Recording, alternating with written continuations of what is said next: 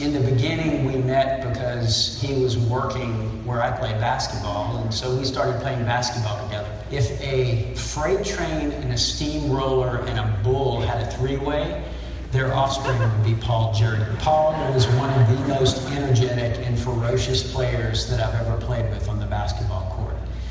We also knew each other professionally. He was graduating, and I looked at his portfolio right as he came out of school, and we've been colleagues as long as I can remember. In 2005, I actually hired Paul to be our creative director. And in 2006, I sold the company and left to go pursue my own things. It was in 2008 that I got a call from Holly Mason telling me that Paul had been in an accident.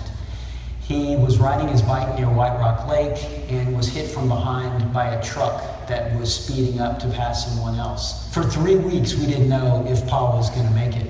And we crowded in the hospital waiting room, comforting each other and wondering whether he was ever going to open his eyes. 3 weeks later, Paul did open his eyes, and that began a long process of rehabilitation, trying to figure out what he was going to be able to do or not do. Paul can string together a few words, sometimes a sentence. He can stand up with support, but for the most part, Paul spends his time in a wheelchair and communicates in what has to be a really frustrating way for him. So for the past 9 years, I've watched Paul as he has struggled to regain his voice and his strength. He still joins me most Saturdays when I play basketball. We hold him up, and using his left arm, Paul stands relatively close to the basket and tries to make as many baskets as he can. A few years back, on a day when he was feeling particularly strong, Paul made 100 baskets. Shooting 100 baskets from 2 feet away may not seem like much,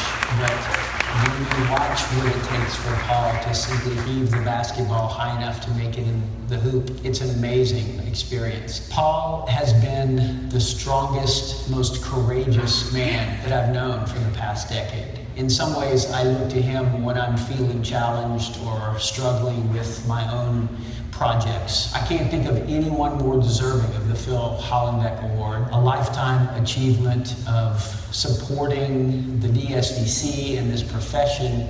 I noticed in the description that it says with zeal and passion. I don't know of anyone that has more zeal and passion than Paul Jurdy. The man has such a fierce spirit within him, a desire to create, a desire to participate, a desire to share who he is with others. That's why Paul is here, and he continues to bring that life to all of the people that he knows. I also have to mention what an inspiration Patty has been through this as well. A testament to Paul is the love that Paul and Patty share for each other. And I just want you to know, Patty, how much admiration I have for the tremendous support you've been for Paul through these last 9 years. Paul, I'm honored to